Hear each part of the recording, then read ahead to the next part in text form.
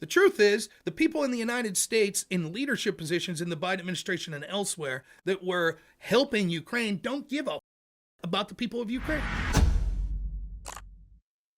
Anyways, let's talk about Ukraine. What was the plan with Ukraine? What was it? Now, I hate to spoil it, but when I talked to Dylan Burns and every other person that wanted to scream about Ukraine, I spoiled the ending. Years ago, I spoiled the ending. You ready? You ready for I'll spoil it for you again. Ready? In the end, Ukraine's going to have to give concessions, and the longer it goes on, the more dead bodies that'll pile up on both sides. But that's how it'll end. And then, if you fast forward past that, the United States doesn't matter if it's Republican, Democrat, all that's irrelevant. Eventually, the same people that were putting Ukrainian flags in their fucking avatars and lecturing you about they're going to move on to another cause. Ukraine won't be useful to them anymore, and they won't give a shit that a generation of Ukrainian men have been lost. They'll have moved on. That's how it ends. That's it. You understand that, right? So the people that are like, well, Zelensky came out and said maybe we'll give up some land in peace negotiations, and Trump saying, look, we've talked to Russia. We're trying to figure out what it'll take, to have peaceful negotiations. It's all siding with Russia. No shit, because Russia's more powerful than Ukraine. The side with more strength turns out better in the negotiation. That's one side. What's the other side? What's the other side, Dave Timmerman? So let Russia do whatever they want. Do we let Yemen do whatever they want? Or I'm sorry, do we let Saudi Arabia do whatever they want? Are you willing to? No one's stopping you right now. I don't understand this, Javon, Dave Timmerman. I don't understand this. It's so important to stop Russia. Ukraine is happily accepting foreign conscripts. Go ahead, head over. Nothing's stopping you. Have at. I don't want my money going there. I also don't want my soldiers going there. Sorry. Yep, bad shit happens. You can throw a dartboard at a country and find situations of that country being aggressive. We going into every one of those countries? Maybe the United States shouldn't have been involved in a color revolution in 2014. Maybe it shouldn't have been involved in basically controlling the legal system of Ukraine. Maybe it shouldn't have had biolabs within 100 miles or so of Russia. How would we feel if Russia partnered with Mexico to have Russian biolabs 100 miles off the coast of the United States? How would you react? That's right. Q-tips, now you've redeemed yourself. Absolutely true. We have enough problems around here. The truth is, the people in the United States in leadership positions in the Biden administration and elsewhere that were helping Ukraine don't give a fuck about the people of Ukraine. They were happy to use those people as cannon fodder. People like me did give a shit. Not that I cared because they're Ukrainian. I cared because they're human beings, and I don't want to see a war where the casualties on all sides are going to mount this way. If it was up to me, Ukraine would have surprised Russia, kicked their ass in day one. I would have been perfectly happy with that. But that's not reality. No, it's not that I'm pro-Russian conquest. I'm pro-realist. If you're anti-Russian conquest, Jovan, yes or no? Are you sending troops to Ukraine? Hey, Jovan, you sending troops? You sending troops to fight Russia? How far are you willing to go with this? Well, I personally don't want me or my family or anyone I know as a troop sent over there, but what we should do is ensure that we fund Ukraine until every last Ukrainian male is dead. That's how we fight back. What a noble sacrifice you're willing to make. That's amazing. There's no amount of dead Ukrainians that are too much to virtue signal for the Marussia crowd. Did you criticize such groups such as the Democratic Party that said that the bullshit Russia hacked the DNC server story was an act of war by Russia? Did you try to de-escalate the situation there? When I was talking to people like Dylan Burns involving the Syria conflict in 2020, and I said, what the fuck's the United States doing here in Syria again? We're arming Al-Qaeda, Al-Nusra, ISIS to fight, or supposedly to fight ISIS, but we're also fighting Assad, and we have to stay there because our NATO country, Turkey, that we station nuclear weapons in, will commit genocide against our ally, the Kurds, if we leave? If it's really about fighting ISIS, then why are we fighting Assad? Why don't I join the American military? Because I don't want to. I'm not someone that's saying that our military should be fighting in the soil of places like Ukraine. You seem to think so. How am I a hypocrite for saying, yeah, I don't think we should be involved in any of these countries? Then why don't you join the military? Excuse me? I'm not even telling you to join the military. One, you're unable to answer the question. If you're saying that we have to stop, if you want this war to end, then you're pro-Russia conquest. Okay, then you're suggesting we should send the United States. What happened? How much money do we have to send to stop Russia? What if the money's not enough? Do we send troops? What if that's not enough? Do we send nukes? What's your recommendation here? Notice there's never an answer. They can't give a fucking answer. It's just all virtue signaling. That's all it is. This is the same fucking crew of people that said, you want grandma to die? When you said you'd be against lockdowns. You want grandma to die? And they think they're making some great point. You're not saying shit. You're not saying anything. These are the same people that would have been saying during the Iraq War, oh, so you're pro-Saddam. You're against the invasion. You're pro-Saddam. Saddam's a bad guy. Fuck Putin. Fuck Russia. I hope Ukraine somehow surprises everyone and wins today, and Russia leaves with their tail between their legs. That's not reality. So then what are you willing to do?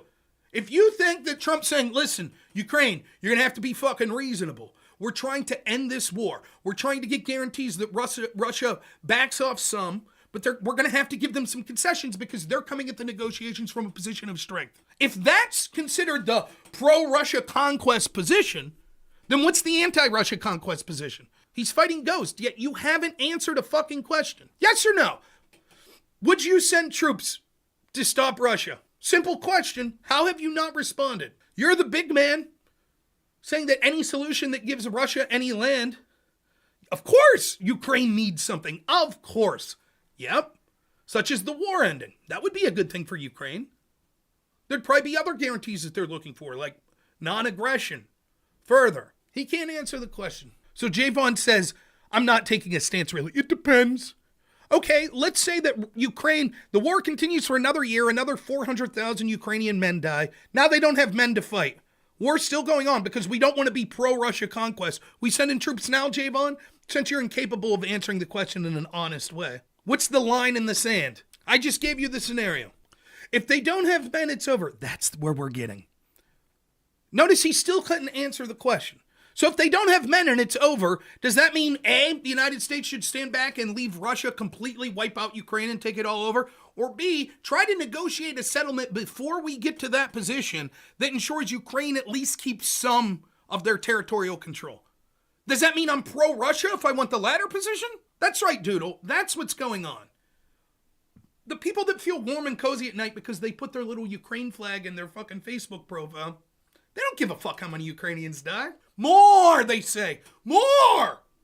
My CIA says that I need to cheer this on. That's right, James DeMont's exactly the correct point.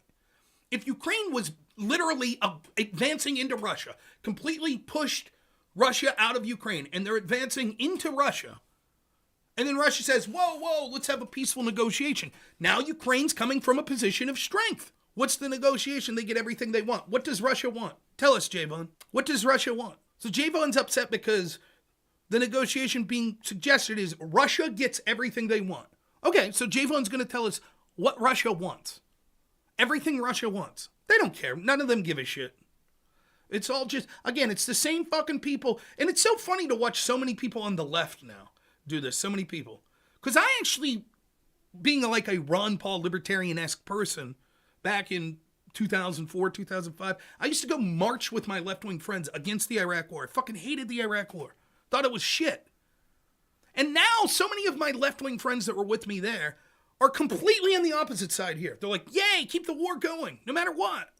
We trust our intel community hook, line, and sinker no matter what. Wow, how'd you change, Rob? Not to mention Ukraine locked up an American citizen named Gonzalo Lira, who was just trying to leave the country for the crime of criticizing the government of Ukraine to where he died in prison. Fuck them. They shouldn't have got another dollar until they made amends for that. And if I was advising Trump, I'd tell them Zelensky would be on TV fucking groveling tomorrow to the family of Gonzalo Lira. At a minimum, that's our people.